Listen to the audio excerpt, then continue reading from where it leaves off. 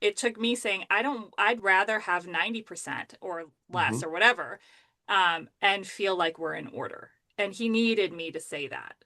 And then when I did, I said, line in the sand.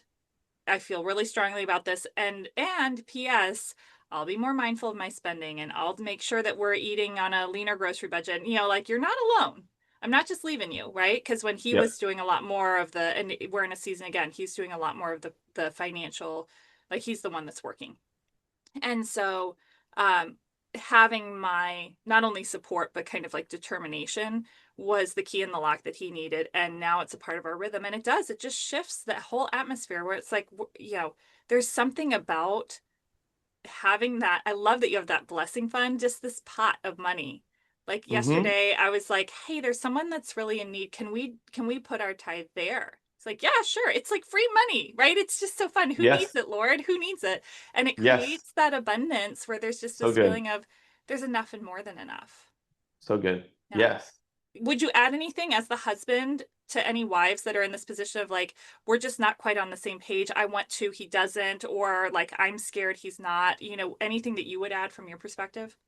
I think that you have to come to an agreement, and what we've talked about, that's easy to say, harder to do potentially, but what we've talked about is that communication has been open throughout on your side and my side. Like my wife and I, even though it was on my heart, I talked to her about it, and she trusted me. Like there are parts of a relationship where you have to trust how God's speaking to your spouse, and then drop your ego to say, who am I to step between you and Jesus? Like that is, and that's how we spend our conversations a lot of the time is like, are you praying about this? Are you hearing from God?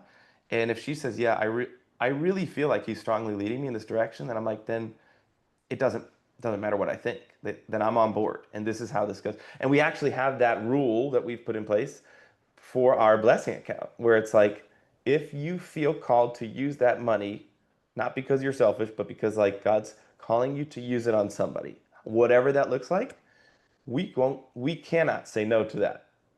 We won't say. That's not even like we made the line to say no.